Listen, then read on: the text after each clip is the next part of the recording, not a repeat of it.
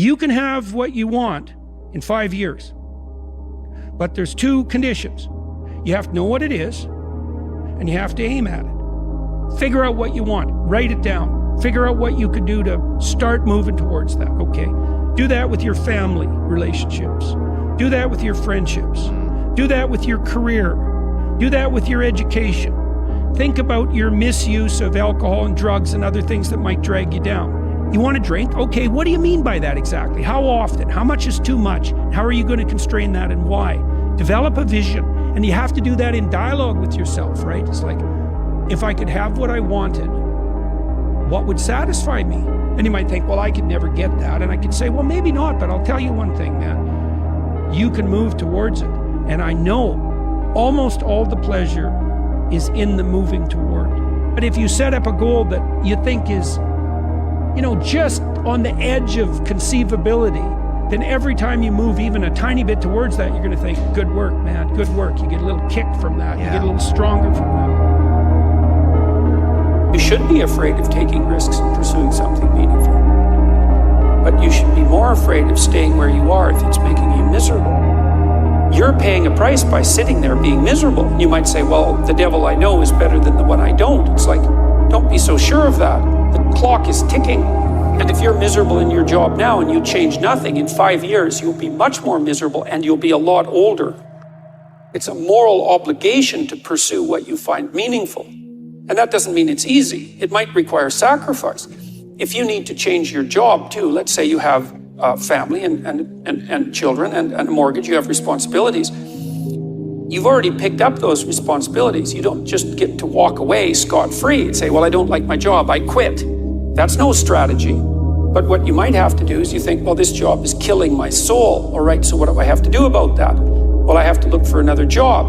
Well, no one wants to hire me. It's like, okay, maybe you need to educate yourself more. Maybe you need to update your curriculum vitae, your resume. Maybe you need to overcome your fear of being interviewed. Maybe you need to sharpen your social skills. Like, you have to think about these things strategically. If you're going to switch careers, you have to do it like an intelligent, responsible person. That might take you a couple of years of effort to do properly. The fundamental issue is that life is tragic and difficult, very tragic and difficult for everyone. And it's also tainted by malevolence, because no matter how things are tragic and difficult, but there's always some stupid thing that you could do or someone else could do that could make it even worse than it has to be. So that's life. And you need an antidote to that, because that can embitter you. Constant contact with that. Just the tragedy, but the tragedy combined with betrayal and malevolence, that makes it even worse, especially if it's self-induced. Okay, so you need something to set against that so you don't get bitter and resentful. Well, what do you set against that? Doing something worthwhile. By your own definition, say. You need some reason to get the hell out of bed on a terrible day because you've got something good to do. Well, what's the best thing you can do? Transcend your current wretched and miserable self.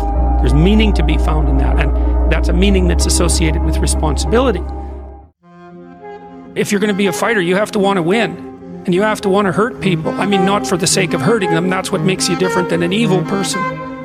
But you have to have that capacity. You have to develop that. And, you know, that's the step on the way to enlightenment, weirdly enough, because that isn't what people think.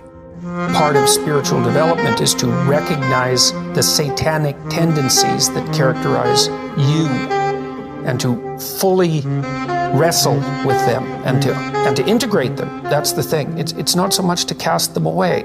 It's to transmute them. You know, and you can see the difference between people who've done that and people who haven't, at least to some degree, because people who haven't integrated the shadow at all are naive. And you can tell that when you look at them, and you can tell that when you talk to them. And because they're naive, they're often resentful as well, because they get taken advantage of.